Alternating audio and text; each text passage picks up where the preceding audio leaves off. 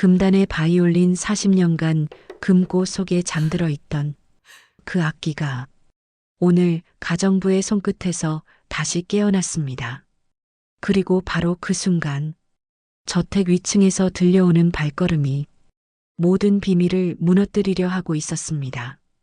저녁 노을이 스며든 대저택의 거실 한가운데 유리 장식장 속 검은색 케이스가 유난히 눈길을 끌고 있었습니다.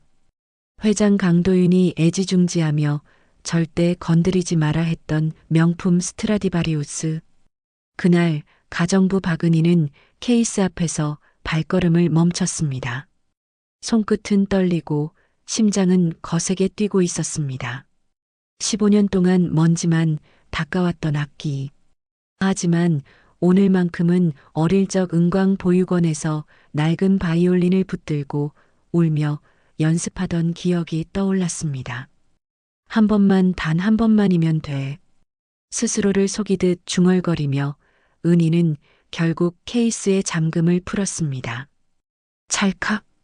뚜껑이 열리자 어둠 속에서 빛을 머금은 바이올린이 모습을 드러냈습니다. 마치 오랜 친구가 돌아온 듯 은희의 눈가에는 벌써 눈물이 맺혀 있었습니다. 활을 손에 쥐는 순간 40년 만에 되살아나는 기억. 그녀의 삶에서 단 한 번도 허락되지 않았던 순간이 이제 시작되려 했습니다. 그리고 은희의 손끝에서 지선상의 아리아 첫 음이 흘러나왔습니다. 정적에 잠겨있던 저택은 서서히 떨리기 시작했습니다. 낯설고도 그리운 선율, 눈물 섞인 연주. 그러나 은희는 몰랐습니다. 그 음색을 따라 내려온 한 남자의 발걸음이 바로 40년 전 잃어버린 가족의 비밀을 뒤흔들리게 되리라는 것을. 오늘따라 하늘이 유독 흐렸다. 먹구름이 서울 상공을 뒤덮으며 불길한 예감을 드리우고 있었다. 강남 저택에서 200km 떨어진 충청도의 한 골프장에서 강도윤 회장은 평소보다 무거운 발걸음으로 티샷을 준비하고 있었다. 70대의 나이에도 여전히 꼿꼿한 그의 어깨에 오늘은 왠지 모를 피로감이 스며들어 있었다. 아마도 어젯밤 또다시 꾸었던 그 꿈 때문일 것이다. 작은 손가락들이 바이올린 현을 어루만지며 천진한 목소리로 아빠, 이 곡 좋아해? 라고 묻던 그 목소리 40년이 지나도록 그의 가슴 한편을 짓누르고 있는 그 기억. 회장님, 날씨가 좀 이상하네요. 골프장 캐디의 말에 강도윤은 고개를 들어 하늘을 바라봤다. 구름이 빠르게 몰려오고 있었다. 바람이 차갑게 불어와 그의 회색 머리카락을 헝클어뜨렸다. 그때였다. 천둥 소리가 멀리서 울려 퍼지더니 곧이어 굵은 빗방울들이 하나둘 떨어지기 시작했다. 이런 폭우 경보가 내렸네요. 경기 취소입니다. 강도윤은 아쉬운 듯 클럽을 내려놓으며 고개를 끄덕였다. 어쩐지 오늘은 집에 일찍 돌아가라는 하늘의 뜻 같았다. 평소라면 골프장 클럽하우스에서 동행들과 저녁까지 함께했을 텐데 오늘만큼은 그럴 기분이 아니었다. 먼저 들어가겠습니다. 검은색 벤츠는 빗속을 가르며 서울로 향했다. 와이퍼가 쉴 새 없이 움직이며 앞유리에 맺힌 빗방울들을 쓸어내렸지만 시야는 여전히 뿌옇기만 했다. 운전기사의 집중된 숨소리와 빗소리만이 차 안의 정적을 깨뜨렸다. 강도윤은 뒷좌석에서 창밖을 바라보며 생각에 잠겨 있었다. 평소보다 몇 시간 일찍 집에 도착하게 될 것이다. 부인 이정아는 오늘 오후 사회봉사 모임이 있다고 했으니 아직 집에 없을 것이고 가정부 박은희만 있을 테다.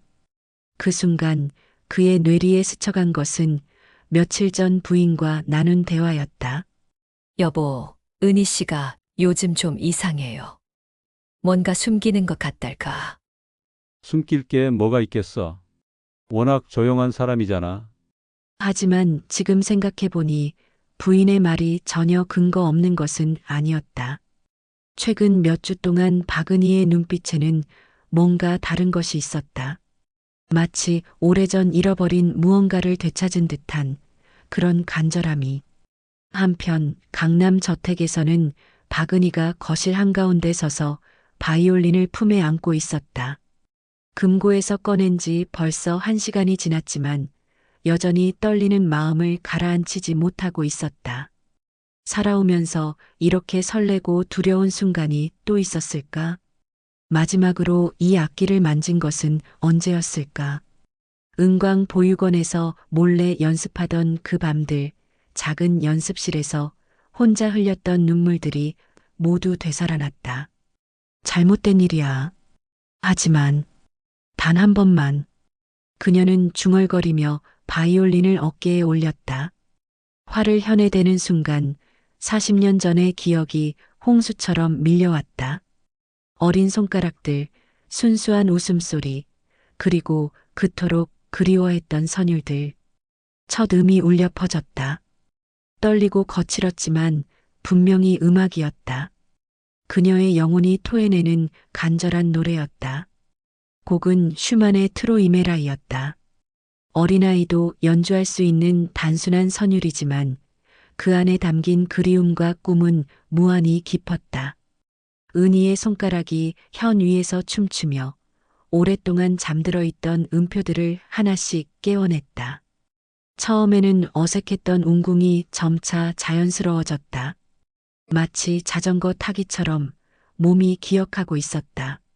40년의 세월이 무색하게 그녀의 손은 여전히 바이올린의 언어를 기억하고 있었다. 은희의 눈가에 눈물이 맺혔다. 이 곡을, 이 선율을 얼마나 그리워했던가. 보육원 시절 몰래 구한 악보를 촛불 아래서 들여다보며 손가락으로만 연습했던 그 곡. 나중에 실제 바이올린을 만났을 때 처음으로 완주했던 그 곡. 음악은 그녀를 다른 세계로 데려갔다. 더 이상 가정부가 아니었다. 그녀는 다시 그 시절의 꿈 많은 소녀가 되어 있었다. 무대 위에서 수많은 관객들 앞에서 연주하는 바이올리니스트의 꿈을 꾸던 그 소녀. 하지만 현실은 냉혹했다. 보육원을 떠날 때 그 모든 꿈들도 함께 버려야 했다. 생계가 우선이었고 꿈은 사치였다. 가정부로, 청소부로, 식당 직원으로 살아온 세월 동안 바이올린은 그저 아득한 기억 속의 존재일 뿐이었다. 그런데 지금 이 순간만큼은 다시 꿈을 꿀 수 있었다. 오후 4시 30분 강도윤의 차가 저택 정문을 통과했다. 예정보다 3시간이나 일찍 도착한 것이다. 평소라면 이 시간에는 골프장에서 18홀을 모두 마치고 저녁 식사를 하고 있었을 텐데 차에서 내린 강도윤은 우산도 쓰지 않고 현관으로 향했다. 빗방울이 그의 얼굴과 정장을 적셨지만 신경 쓰지 않았다.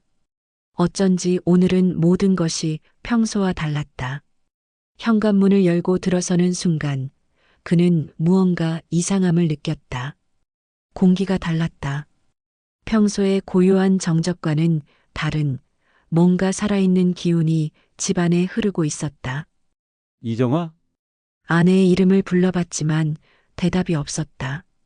예상했던 대로였다. 그렇다면 지금 집에는 박은희만 있을 것이다. 강도윤은 젖은 정장을 갈아입기 위해 2층으로 올라갔다. 계단을 오르며 평소 습관대로 서재에 들를 생각이었다. 중요한 서류들을 확인해야 했다. 그런데 계단을 반쯤 올라간 그 순간이었다. 바이올린 선율, 음악 소리가 들려왔다. 아니, 정확히는 바이올린 소리였다. 그의 발걸음이 멈췄다. 심장이 빠르게 뛰기 시작했다. 이 집에 바이올린이 있다는 것은 알고 있었다. 금고 깊숙이 봉인된 채로. 하지만 그 누구도 손대서는 안 되는, 그래서는 안 되는. 선율이 계속 이어졌다.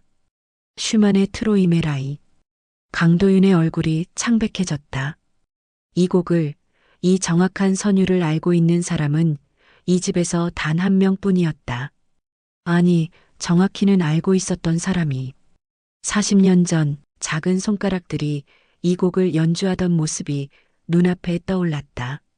서툴지만 열정적으로 마치 세상의 모든 사랑을 담아내려는 듯이 연주하던 그 모습.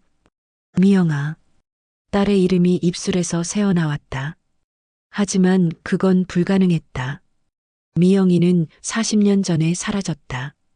그날 밤 집에서 나간 후 다시는 돌아오지 않았다. 경찰도 사설 탐정도 그 누구도 찾지 못했다. 강도윤은 계단 난간을 꽉 잡았다. 다리에 힘이 빠지는 것 같았다. 하지만 음악은 계속되었다. 더욱 간절하게, 더욱 애절하게. 1층 거실에서 박은희는 잠시 화를 멈췄다. 무언가 이상했다. 인기척이 느껴졌다. 아직 돌아올 시간이 아닌데. 그녀는 조심스럽게 귀를 기울였다. 빗소리 때문에 정확히 알 수는 없었지만 분명 누군가 집 안에 있었다. 2층에서 들려오는 희미한 움직임의 기척. 회장님이 일찍 돌아온 것일까? 아니면 부인이? 은희의 손이 떨렸다. 들켜서는 안 된다. 절대로. 이 순간이 발각되면 모든 것이 끝이다. 40년간 지켜온 비밀도, 이 집에서의 평안한 생활도.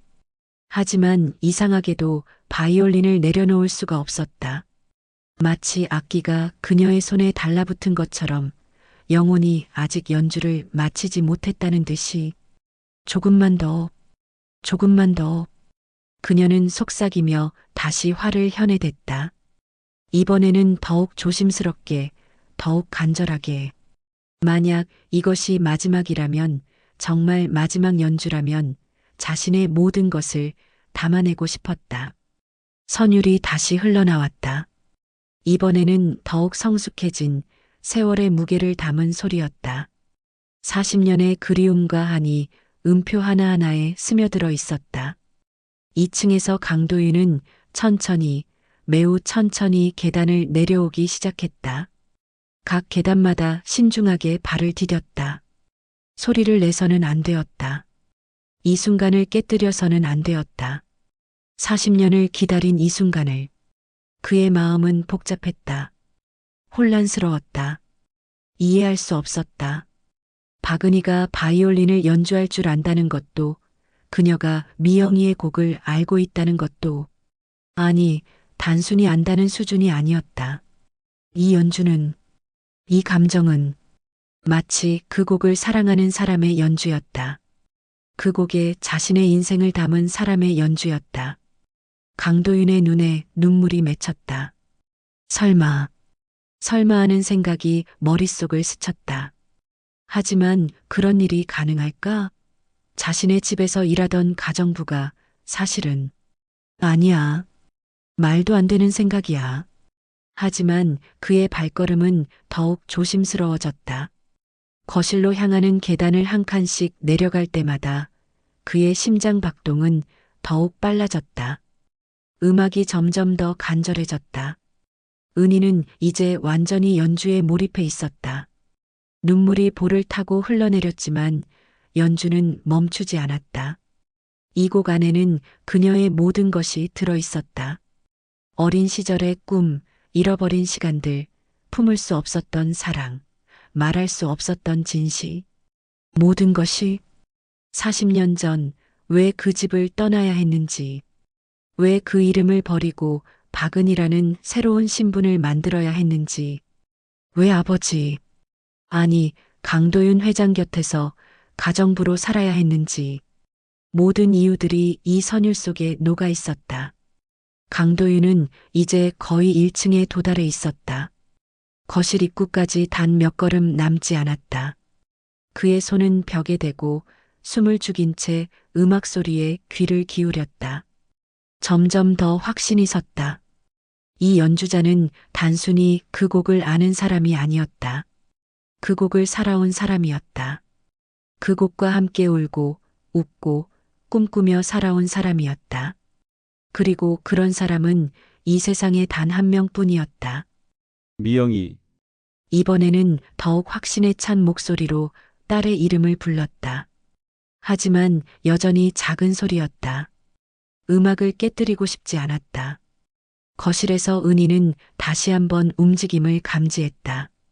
이번에는 더욱 가까이에서, 거의 거실 근처에서 그녀의 손이 떨렸다. 활이 현에서 미끄러지며 작은 잡음을 만들어냈다. 하지만 이상하게도 연주를 멈출 수는 없었다. 마치 운명의 순간이 다가오고 있다는 것을 알고 있는 것처럼 40년 동안 숨겨왔던 모든 것이 이제 드러나려 하고 있다는 것을 알고 있는 것처럼 강도윤은 거실 입구 바로 앞에서 멈춰섰다. 이제 한 걸음만 더 나아가면 연주자를 볼 수 있었다. 40년간 찾아 헤맸던 딸의 얼굴을, 아니면 자신의 착각이었다는 현실을. 그의 심장이 터질 것 같았다. 온몸이 떨렸다. 70평생을 살아오면서 이렇게 두렵고 간절한 순간이 또 있었을까? 한편 거실에서는 은희가 마지막 음표를 향해 가고 있었다. 트로이메라이의 끝부분, 꿈이 현실로 돌아오는 그 순간의 선율을 두 사람 모두 알고 있었다. 이 음악이 끝나는 순간 40년간 잠들어 있던 진실이 깨어날 것이라는 것을, 더 이상 숨길 수 없는 순간이 오고 있다는 것을. 거실의 시계가 오후 5시를 가리키고 있었다. 빗소리는 여전히 창문을 두드리고 있었고 회색 하늘은 더욱 어둑해지고 있었다. 그리고 그 순간 40년의 시간이 멈췄다. 강도윤의 발걸음과 은희의 마지막 음표가 공중에서 만나려 하고 있었다. 아버지와 딸이, 회장과 가정부가, 과거와 현재가 충돌하려는 그 찰나의 순간에서 이제 단 한 걸음, 단 하나의 음표만이 남아 있었다. 시간이 멈췄다. 정확히는 오후 5시 3분 47초 강도윤 회장이 거실로 발을 내딛는 그 순간에 마지막 음표가 공중에서 떨리고 있었다. 슈만의 트로이메라이가 끝을 맺으려 하는 찰나, 박은희의 손에서 활이 살짝 미끄러졌다. 그녀는 등 뒤에서 느껴지는 시선의 무게를 온몸으로 감지하고 있었다. 천천히, 매우 천천히 고개를 돌렸다. 거기 서 있었다. 강도윤 회장이. 70대의 위험 있는 모습은 온데간데없고 마치 유령을 본 것처럼 창백한 얼굴로 그녀를 바라보고 있었다. 두 사람의 눈이 마주쳤다.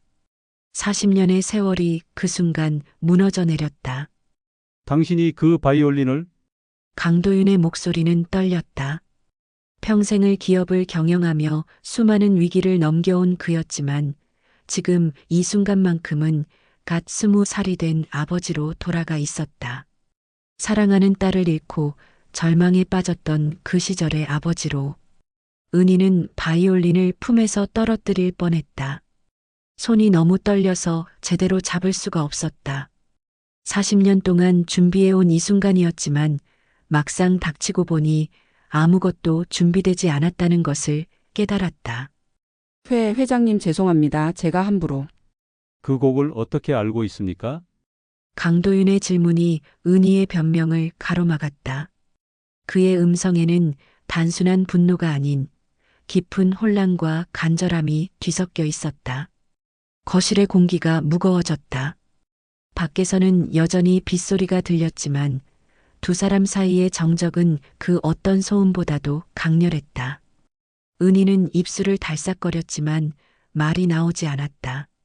어떻게 설명해야 할까? 40년 동안 당신 곁에서 살면서도 정체를 숨겨왔다고? 당신이 그토록 찾아 헤맨 딸이 바로 여기, 이 자리에 있었다고? 대답하십시오. 강도윤의 목소리에 권위가 실렸다. 하지만 그 권위 뒤에 숨겨진 것은 아버지의 절박함이었다. 은희는 바이올린을 조심스럽게 소파에 내려놓았다. 그 작은 동작에도 온 신경이 집중되어 있었다. 40년 동안 감춰온 모든 것이 이 순간에 달려 있었다. 그냥 우연히 들어본 곡이었습니다. 거짓말이었다. 너무나 투명한 거짓말이었다. 하지만 진실을 말할 용기는 아직 없었다. 강도윤은 한 걸음 더 가까이 다가왔다. 그의 예리한 눈빛이 은희의 얼굴을 자세히 관찰했다. 15년간 함께 생활하면서도 제대로 보지 못했던 얼굴을. 우연히 그런 식으로 연주할 수 있는 곡이 아닙니다. 그 감정을, 그 떨림을. 강도윤은 말을 멈췄다. 자신도 모르게 목소리가 격해지고 있었다. 그때 그의 눈에 들어온 것이 있었다. 은희가 바이올린을 내려놓으며 소매가 살짝 올라간 손목. 거기에 있던 작고 둥근 점 하나. 강도윤의 숨이 멎었다. 그 점을 알고 있었다. 40년 전 어린 딸의 손목에 있던 그 점을. 마치 작은 별처럼 생긴 미영이만의 특별한 표시를. 그 점. 네? 은희는 강도윤의 시선을 따라 자신의 손목을 내려다봤다. 그리고 깨달았다. 자신이 방금 치명적인 실수를 저질렀다는 것을. 급하게 소매를 내리려 했지만 이미 늦었다. 강도윤의 눈은 그 점에 고정되어 있었다. 미영이 손목에 있던 점과 똑같습니다. 강도윤의 목소리는 이제 완전히 떨리고 있었다. 확신과 의심이 교차하며 40년간 닫아뒀던 상처가 다시 벌어지고 있었다. 은희는 뒤로 한 걸음 물러섰다. 벽에 등이 닿을 때까지 더 이상 물러날 곳이 없었다. 마치 자신의 인생처럼. 회장님, 저는 당신은 누구입니까? 강도윤의 질문이 은희의 말을 잘랐다. 이제 그의 음성에는 의심이 확신으로 바뀌어가는 떨림이 있었다. 정말로 누구입니까? 침묵이 흘렀다. 길고 무거운 침묵이. 그 침묵 속에서 두 사람의 내면은 경랑처럼 휘몰아치고 있었다. 강도윤의 머릿속에서는 지난 40년의 기억들이 빠르게 스쳐 지나갔다. 박은희가 이 집에 처음 왔던 날 그녀의 조심스러운 태도, 때로는 너무 완벽했던 업무 처리, 그리고 가끔씩 먼 곳을 바라보던 그 눈빛. 왜 몰랐을까? 어떻게 40년 동안이나 몰랐을까? 하지만 다른 한편으로는 의심했다. 이것은 우연의 일치일 뿐이라고. 세상에는 비슷한 점을 가진 사람이 많다고. 그 곡을 아는 사람도 있을 것이라고. 그러나 그 연주를 들었을 때의 느낌은 설명할 수 없었다. 그것은 단순히 곡을 아는 수준이 아니었다. 그 곡과 함께 살아온 사람의 연주였다. 그 곡을 사랑하고 그리워하고 눈물로 연주해온 사람의 손길이었다. 한편 은희의 마음은 완전히 무너져 내리고 있었다. 40년간 쌓아 올린 가면이 조각조각 부서지고 있었다. 이제 끝이구나. 하지만 이상하게도 두려움만 있는 것은 아니었다. 어딘가에 안도감도 있었다. 더 이상 숨기지 않아도 된다는, 더 이상 거짓된 삶을 살지 않아도 된다는 안도감이. 40년 전 왜 집을 떠났는지 강도윤은 알지 못했다.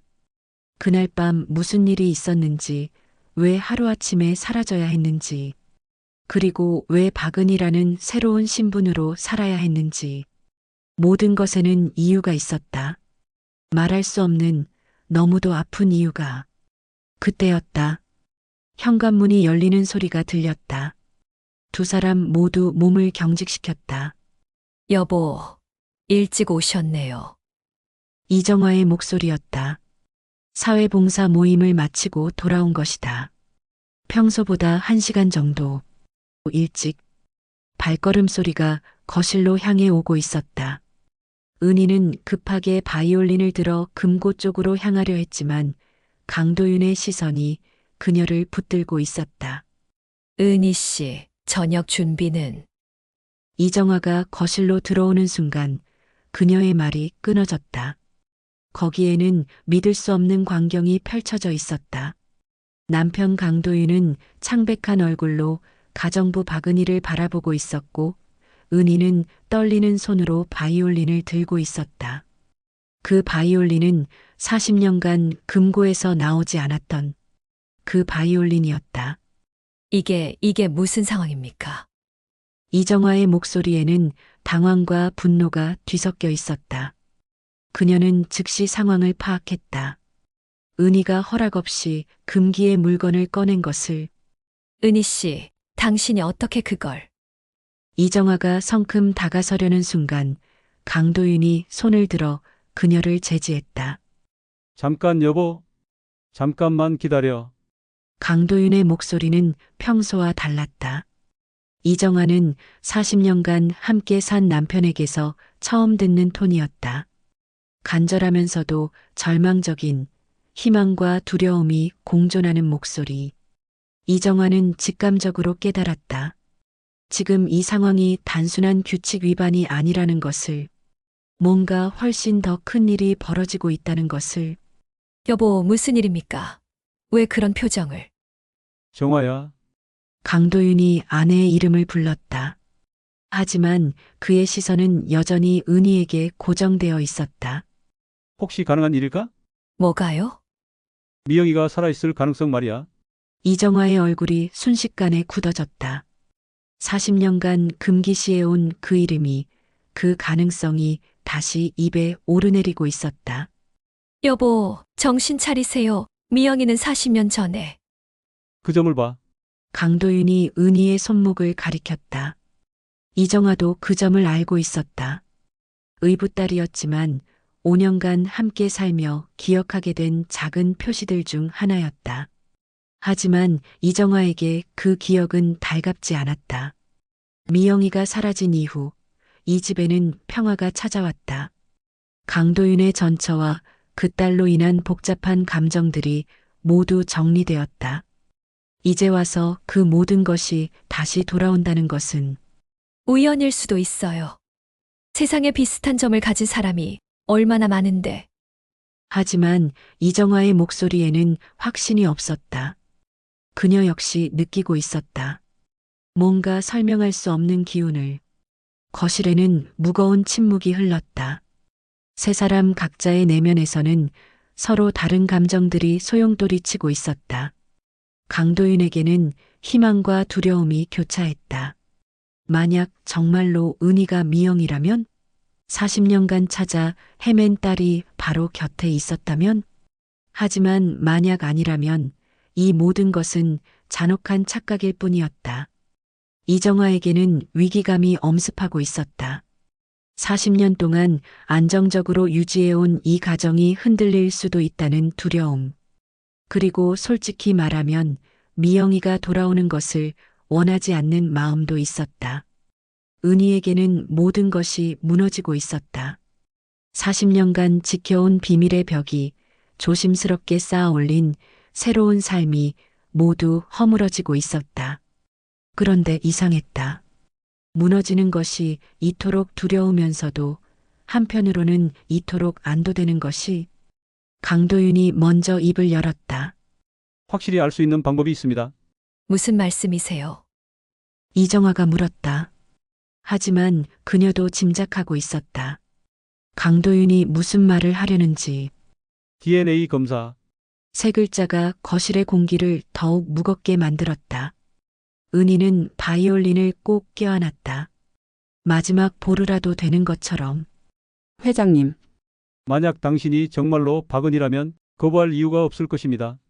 강도윤의 목소리는 차분했지만 그 안에는 흔들릴 수 없는 의지가 담겨 있었다.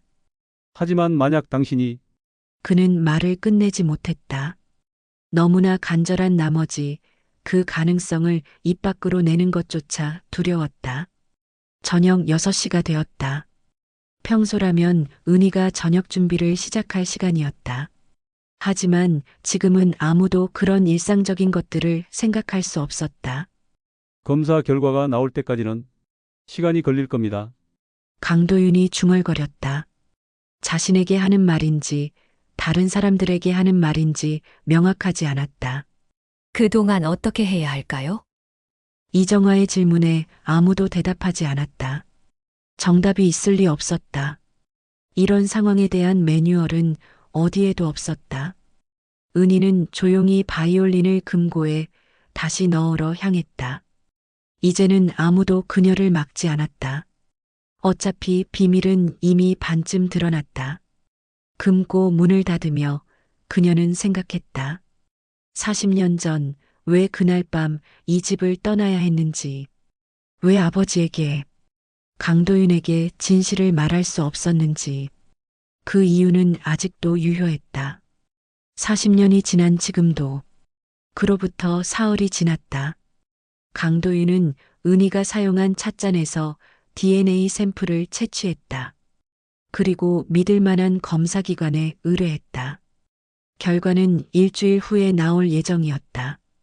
그 사흘 동안 집안의 분위기는 완전히 바뀌었다.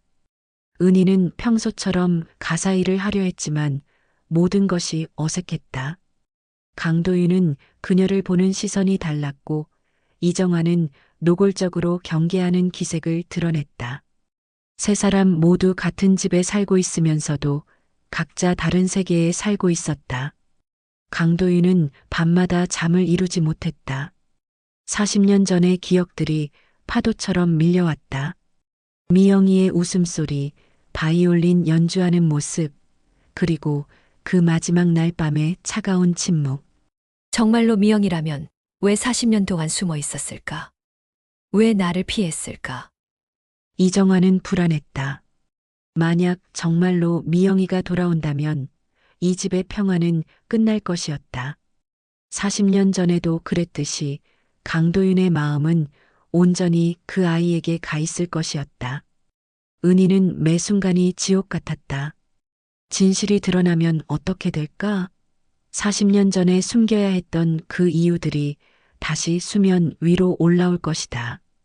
그리고 그때는 정말로 모든 것이 끝날 것이다. 한편 서울 중구의 한 유전자 검사 기관에서는 2개의 DNA 샘플이 분석되고 있었다. 하나는 강도윤의 것이고 다른 하나는 은희가 사용한 찻잔에서 채취한 것이었다. 정밀한 기계들이 쉼없이 돌아가고 있었다. 40년간 감춰진 진실을 과학의 힘으로 밝혀내기 위해서 검사 담당자는 이런 경우를 여러 번 경험했다. 잃어버린 가족을 찾으려는 사람들, 출생의 비밀을 확인하려는 사람들. 하지만 이번 케이스는 뭔가 달랐다. 의뢰인의 목소리에서 느껴지는 간절함이 남달랐다. 결과는 정확히 일주일 후에 나올 예정입니다. 담당자의 말이 강도윤의 귀에 메아리처럼 울리고 있었다. 검사 결과를 기다리는 나흘째 밤이었다. 강도윤은 서재에서 창밖을 바라보고 있었다. 며칠 전 폭우가 내렸던 하늘은 이제 맑게 개어 있었다. 별들이 총총히 박혀 있었다. 40년 전 미영이와 함께 이 창가에서 별을 세던 기억이 떠올랐다. 그때 그 아이는 말했다. 아빠, 저 별들 중에 우리만의 별이 있을까요? 물론이지. 아빠와 미영이만의 특별한 별이 있을 거야. 그 대화가 마지막이었다. 그 다음 날 미영이는 사라졌다. 강도윤은 주먹을 꽉 쥐었다. 40년간 품어온 의문들이 며칠 후면 해결될 것이다. 하지만 그 답이 과연 자신이 원하는 답일까? 1층에서는 은희가 주방에서 설거지를 하고 있었다. 하지만 손이 너무 떨려서 그릇을 제대로 잡을 수가 없었다. 며칠 전부터 제대로 잠을 잔 적이 없었다. 검사 결과가 나오면 그때는 정말로 모든 것을 말해야 할까? 40년 전 그날 밤에 무슨 일이 있었는지, 왜 집을 떠나야 했는지, 그리고 왜 지금까지도 돌아갈 수 없었는지, 그 이유들은 너무도 무거웠다. 한 사람의 인생을 송두리째 바꿔놓을 만큼 자정이 되었다. 검사 결과까지 이제 3일이 남았다. 강남 저택의 세 사람은 각자의 방에서 각자의 생각에 잠겨 있었다. 40년의 비밀이 밝혀지기까지 이제 72시간이 남았다. 그 72시간 동안 세 사람의 운명이 어떻게 바뀔지는 아무도 알 수 없었다. 단지 한 가지 확실한 것은 그 결과가 무엇이든 이 가족에게는 돌이킬 수 없는 변화가 찾아올 것이라는 사실뿐이었다. 검사실의 기계들은 여전히 돌아가고 있었다. 진실을 찾기 위해 40년간 잠들어 있던 답을 찾기 위해 운명의 날이 왔다. DNA 검사 결과가 나오는 날이었다. 강도윤은 새벽 5시부터 잠에서 깼다. 아니, 정확히는 잠을 잘 수 없었다. 지난 일주일 동안 제대로 잠든 날이 하루도 없었다. 오늘 오전 10시 검사기관에서 전화가 올 예정이었다. 70평생을 살아오며 수많은 중요한 순간들을 경험했지만 오늘만큼 떨리는 날은 없었다. 기업 상장 때도, 큰 계약을 앞둔 날도, 심지어 결혼식 날도 이렇지는 않았다. 왜냐하면 오늘의 결과에 따라 그의 지난 30년이 완전히 새롭게 해석될 수도 있었기 때문이다. 그토록 찾아 헤맨 딸이 사실은 줄곧 곁에 있었다는 믿기 어려운 진실이 밝혀질 수도 있었기 때문이다. 시계는 오전 9시 55분을 가리키고 있었다. 강도윤은 서재에서 창밖을 바라보며 서 있었다. 손에는 휴대폰을 꼭 쥐고 있었다. 언제 울릴지 모르는 그 전화를 기다리며 1층 주방에서는 박은희가 아침 식사 준비를 하고 있었다. 하지만 그녀의 손은 멈춰 있었다. 칼을 들고 있으면서도 도마 위에 채소를 자르지 못하고 있었다. 오늘이면 모든 것이 끝난다. 그녀의 마음속에는 복잡한 감정들이 소용돌이치고 있었다. 두려움, 안도감, 그리움, 그리고 말로 표현할 수 없는 허전함. 40년 동안 박은희로 살아왔다. 강미영이라는 이름은 너무 오래전에 버린 것이었다. 이제 와서 그 이름으로 돌아갈 수 있을까? 그리고 과연 돌아가고 싶기는 한 걸까? 오전 10시 정각 전화가 왔다. 강도윤의 손이 떨렸다. 몇 초간 망설이다가 통화 버튼을 눌렀다. 메디젠 유전자 검사센터입니다. 검사기관 담당자의 차분한 목소리가 들렸다. 하지만 강도윤에게는 그 목소리가 천둥 소리처럼 크게 들렸다. 내 결과가 나왔습니까? 네, 의뢰하신 친자 확인 검사 결과를 말씀드리겠습니다. 담당자는 잠시 멈췄다. 아마도 서류를 확인하는 것 같았다. 그 몇 초의 침묵이 강도윤에게는 영원처럼 느껴졌다. 두 샘플 간의 친자 관계 확률은 강도윤의 심장이 멈춘 것 같았다. 99.99%입니다. 생물학적 부녀 관계가 확실합니다. 전화기가 강도윤의 손에서 떨어졌다. 바닥에 떨어진 휴대폰에서는 담당자의 목소리가 계속 들렸지만 그는 아무것도 들을 수 없었다. 99.99% 생물학적 부녀 관계 확실. 단어들이 그의 머릿속에서 메아리치고 있었다. 40년간 품어온 의문이, 간절함이, 그리움이 모두 현실이 되는 순간이었다. 미영이가 살아있었다. 그것도 자신의 곁에서. 강도윤은 주저앉았다. 70대의 위험 있는 기업인이 아니라 그저 딸을 되찾은 한 아버지가 되어 주저앉았다. 눈물이 흘러내렸다. 40년 동안 참아온 눈물이 한꺼번에 터져나왔다. 그동안 얼마나 자신을 탓했던가. 딸을 지키지 못한 무능한 아버지라고, 그 아이의 마음을 몰라준 바보 같은 어른이라고. 하지만 미영이는 살아있었다. 그것도 줄곧 자신 곁에서. 1층에서 큰 소리가 들렸다. 그릇이 바닥에 떨어지는 소리였다. 은희도 들었다. 강도윤의 전화 통화를, 그 결과를. 주방에서도 2층 서재의 목소리가 들릴 만큼 집안은 조용했다. 99.99%. 그 숫자가 그녀의 50년 인생을 송두리째 뒤흔들었다. 손에 들고 있던 접시가 바닥으로 떨어져 산산조각 났다. 하지만 그녀는 그것조차 제대로 인식하지 못했다. 정말로 끝이구나.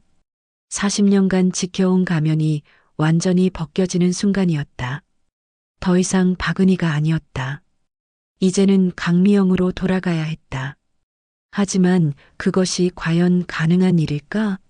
40년이라는 시간이, 그 사이에 쌓인 상처들이 그렇게 쉽게 지워질 수 있을까? 강도윤이 계단을 뛰어 내려오고 있었다. 평소의 신중한 걸음걸이와는 전혀 다른 급박한 발소리였다. 거실을 거쳐 주방으로 향하는 그의 얼굴에는 눈물 자국이 선명했다. 하지만 그 눈빛에는 40년 만에 찾은 희망이 빛나고 있었다. 미영아, 주방 입구에서 그는 멈춰섰다. 그곳에는 바닥에 깨진 그릇 조각들 사이에서 멍하니 서 있는 은희가 있었다. 아니, 이제는 미영이라고 불러야 할 그의 딸이. 미영아, 정말 너구나. 강도윤의 목소리는 떨리고 있었다. 확신을 얻었음에도 여전히 믿기 어려웠다. 은희는, 미영이는 고개를 들어 강도윤을 바라봤다. 그 눈빛에는 두려움과 혼란이 가득했다. 저는 박은희입니다. 여전히 부인하려 했다. 40년간 익숙해진 이름을, 정체성을 쉽게 버릴 수는 없었다. 아니야, 넌 내 딸이야. 내가 그토록 찾던 미영이야. 강도윤이 한 걸음 더 다가섰다. 하지만 미영이는 뒤로 물러섰다. 안 돼요. 그럴 수 없어요. 왜? 왜 그럴 수 없다는 거니? 저는 더 이상 그 아이가 아니에요. 미영이의 목소리에 울음이 섞였다. 40년간 억눌러왔던 감정들이 터져나오기 시작했다. 한쪽에서 이정아가 일어섰다. 그녀는 아침 식사를 위해 식탁에 앉아 있었는데 이 모든 상황을 지켜보고 있었다. DNA 검사 결과를 들은 순간부터 그녀의 마음은 복잡했다. 15년 동안 함께 살아온 가정부가 사실은 남편의 딸이었다는 충격. 그리고 이제 이 집의 모든 것이 바뀔 것이라는 두려움. 하지만 동시에 미영이의 아픈 표정을 보니 마음 한편이 아팠다. 의붓딸이었지만 5년간 함께 살며 정이 들었던 그 아이. 40년 동안 어떤 아픔을 겪으며 살았을까? 미영아, 이정아도 그 이름을 불렀다. 40년 만에 다시 부르는 이름이었다. 미영이는 이정아를 바라봤다. 40년 전 자신을 차갑게 대했던 새어머니. 하지만 지금 그 얼굴에는 40년 전과는 다른 무언가가 있었다. 이모, 미영이가 작은 목소리로 말했다. 40년 전 그녀는 이정아를 그렇게 불렀다. 새엄마라고 부르기에는 너무 어색해서. 그래, 미영아 이모야. 이정아의 목소리도 떨리고 있었다. 그녀도 모르게 눈물이 맺혔다. 미영이의 입술에서 작은 소리가 새어나왔다. 왜 그때 저를 찾아주지 않으셨어요? 40년간 품어온 원망이 터져나왔다. 찾았다. 너를 찾기 위해 모든 것을 다했다. 강도윤이 고개를 들어 딸을 바라봤다. 사설 탐정도 고용했고 경찰서도 수없이 드나들었다. 전국의 보육원과 고아원을 모두 뒤져봤다. 강도윤의 목소리에 40년간의 절망이 배어 있었다. 그래서 포기할 수밖에 없었다. 하지만 하루도 너를 잊은 적이 없다. 미영이는 울음을 터뜨렸다. 40년간 참아온 눈물이 한꺼번에 흘러내렸다. 사실 그녀도 알고 있었다. 아버지가 자신을 찾으려 했다는 것을. 하지만 그때 그녀에게는 돌아갈 수 없는 이유가 있었다. 40년 전 7세의 미영이가 집을 떠날 수밖에 없었던 그날 밤. 사실 그녀는 쫓겨난 것이 아니었다. 스스로 떠난 것이었다. 새어머니와의 갈등 때문도 아니었다. 다른 더 깊은 이유가 있었다. 그날 밤 미영이는 우연히 듣고 말았다. 아버지와 새어머니의 대화를. 이정아가 임신했다는 소식을. 그리고 이제 곧 새로운 아이가 태어날 것이라는 소식을. 7세의 미영이에게는 그것이 큰 충격이었다. 자신의 자리가 사라질 것 같았다. 아버지의 사랑이 새로운 아이에게로 모두 옮겨갈 것 같았다. 그래서 떠났다. 아버지에게 부담이 되지 않기 위해서 새로운 가족이 행복하게 살 수 있도록. 하지만 그녀가 알지 못했던 것이 있었다. 이정화는 결국 아이를 낳지 못했다는 것을, 그리고 그 이후로도 아이를 가질 수 없었다는 것을. 40년 동안 강도윤과 이정화는 미영이만을 기다렸던 것이다. 그때 새아기가 태어날 거라고. 미영이가 흐느끼며 말했다. 아기, 강도윤이 놀란 듯 물었다. 그날 밤 들었어요. 이모가 임신했다고. 이정화의 얼굴이 창백해졌다.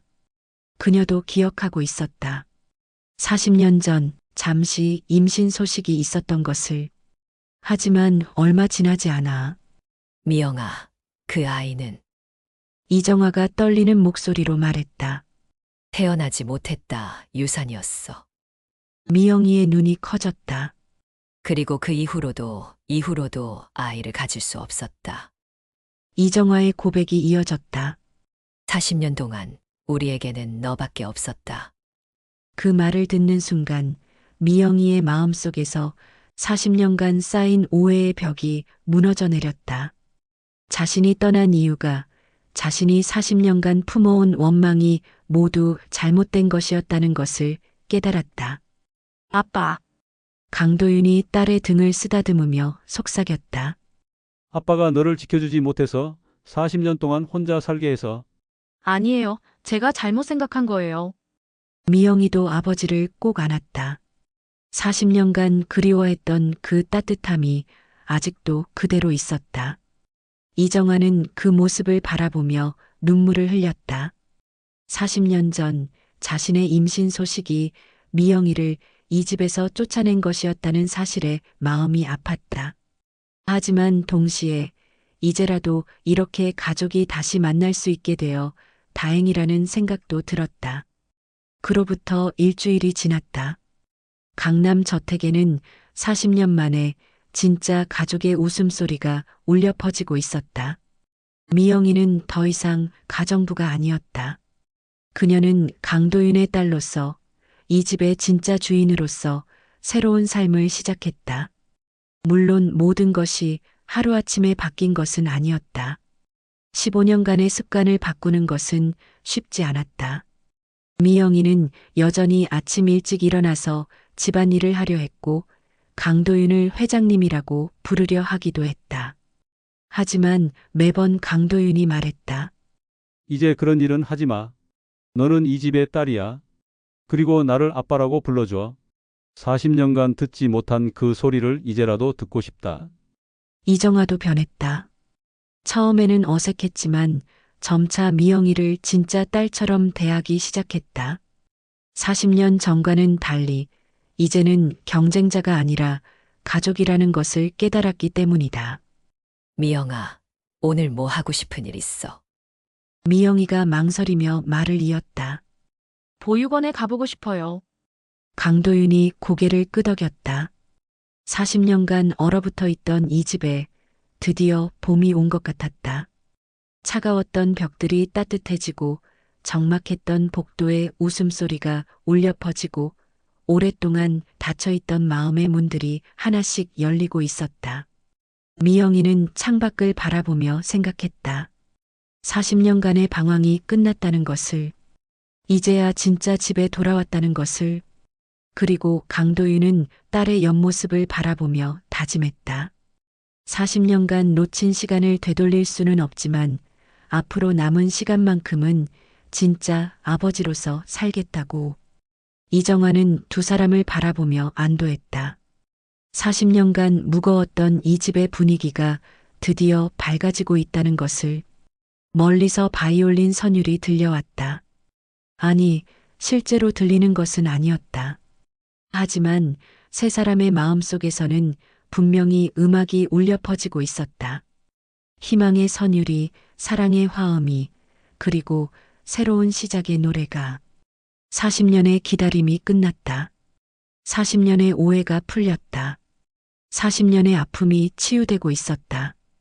그리고 이제 새로운 40년이 시작되려 하고 있었다. 진짜 가족으로서의 40년이. 한 달이 흘렀다. 강남 저택은 완전히 달라져 있었다. 미영이는 이제 정말로 이 집의 딸로 살고 있었다.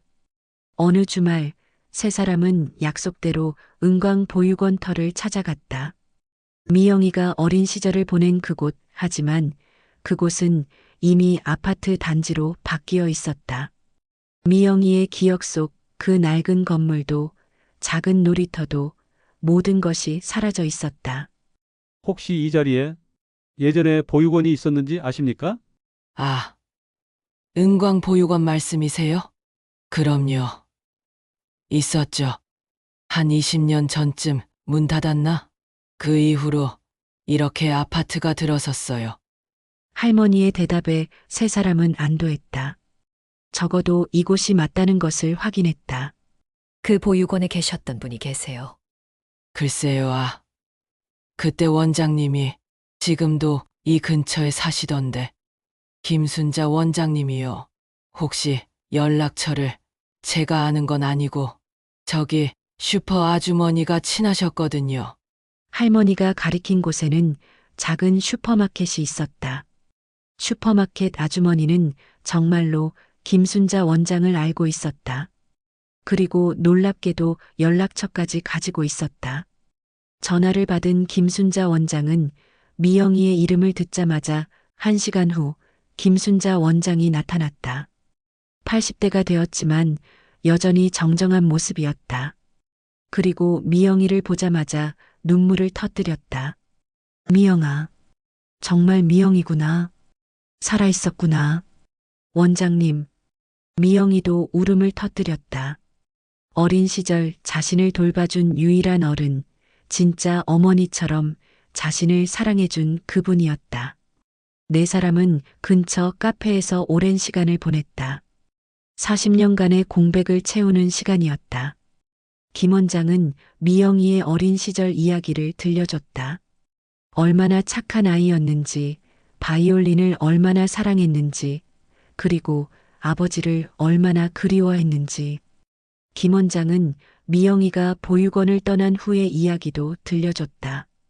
어떻게 박은이라는 이름을 만들게 되었는지, 어떻게 새로운 삶을 시작하게 되었는지. 집으로 돌아오는 차 안에서 세 사람은 모두 조용했다. 하지만 그것은 무거운 침묵이 아니라 평안한 침묵이었다. 미영이는 창밖을 바라보며 생각했다. 40년간의 유랑이 끝났다는 것을, 이제야 진짜 집에 돌아왔다는 것을. 강도윤은 백미러로 딸의 모습을 바라보며 다짐했다. 앞으로 남은 시간 동안은 진짜 아버지로 살겠다고. 이정화는 두 사람을 바라보며 미소 지었다. 이 가족이 진짜 가족이 되었다는 것을 느꼈기 때문이다. 저택에 도착했을 때는 이미 해가 져 있었다. 하지만 집안은 따뜻한 조명으로 가득했다. 그로부터 반년이 흘렀다. 강남 저택의 아침은 완전히 달라져 있었다. 예전처럼 고요하고 차가운 정막이 아니라 따뜻한 일상의 소음들로 가득했다. 주방에서는 세 사람이 함께 만드는 아침 식사 준비 소리가 들렸다. 미영이가 달걀을 풀고 이정화가 토스트를 굽고 강도윤이 서툴게 커피를 내리는 소리. 40년 동안 들어보지 못했던 가족의 하모니였다. 미영이는 지역 문화센터의 성인 바이올린 동아리에 가입했다. 오늘이 첫 발표회였다. 새로운 도전이었지만 가족의 응원 덕분에 용기를 낼 수 있었다. 식탁에 앉은 세 사람의 모습은 평범했다. 어디서나 볼 수 있는 가족의 아침 풍경이었다. 하지만 그 평범함 속에는 40년간 쌓인 그리움과 사랑이 깊이 스며 있었다. 오후 햇살이 따스한 날이었다. 세 사람은 저택의 정원을 함께 걸었다. 40년 전에는 미영이와 강도윤 둘만의 공간이었던 그 정원을 이제는 셋이 함께 거닐고 있었다. 이모, 40년 전에는 미안했어요. 미영이가 갑자기 말했다. 당시에는 이모를 질투했던 것 같아요. 아빠의 사랑을 빼앗아 간다고 생각했으니까. 나도 미안했어. 너를 이해하려고 노력하지 못했어. 이정화도 솔직하게 답했다. 그때는 서로 마음의 준비가 안 되어 있었던 거야. 지금은 달라졌잖아. 과거의 상처를 완전히 지울 수는 없었다. 하지만 그 상처들이 이제는 서로를 더 깊이 이해하는 밑거름이 되고 있었다. 오후 4시 지역 문화센터 소강당. 미영이의 첫 연주회가 시작되었다. 선율이 흘러가며 미영이의 마음속에는 지난 반년의 기억들이 스쳐 지나갔다. 처음으로 아빠라고 불렀던 순간, 이정아와 진심으로 화해했던 날, 그리고 김순자 원장님과 재회했던 그 오후, 모든 것이 꿈만 같았다. 40년간 포기했던 꿈들이 하나씩 현실이 되고 있었다. 박수 소리가 소강당에 울려 퍼졌다. 그리 많지 않은 관객들이었지만 진심 어린 박수였다. 미영이는 무대에서 인사하며 객석의 가족을 바라봤다. 강도윤은 눈물을 닦고 있었고 이정아는 환하게 웃고 있었다. 연주회가 끝난 후 세 사람은 함께 저택으로 돌아왔다. 차 안에서는 연주에 대한 이야기로 가득했다. 저녁 시간이 되었다. 노을빛이 거실 창문을 통해 스며들어온 집안을 따뜻하게 물들였다. 미영이는 다시 한번 바이올린을 꺼내들었다. 이번에는 연주 회용이 아니라 가족을 위한 특별한 연주였다. 아베 마리아의 마지막 음표가 거실에 울려 퍼지고 사라졌다. 그 여운이 가실 때까지 세 사람은 아무 말도 하지 않았다. 세 사람은 서로를 바라보며 미소 지었다. 말하지 않아도 알 수 있었다. 이제 정말로 가족이 되었다는 것을. 때로는 우리가 가장 소중한 것을 찾기 위해 멀리 갈 필요가 없을지도 모른다. 그것은 어쩌면 이미 우리 곁에 있었을지도 모른다. 다만 우리가 보지 못했을 뿐. 강도윤에게는 40년간 찾아 헤맨 딸이 바로 곁에서 자신을 돌보고 있었다. 미영이에게는 40년간 그리워한 아버지의 사랑이 여전히 그 자리에서 기다리고 있었다. 이정아에게는 진짜 가족을 만날 기회가 바로 눈앞에 있었다. 세상에는 돈으로 살 수 없는 것들이 있다.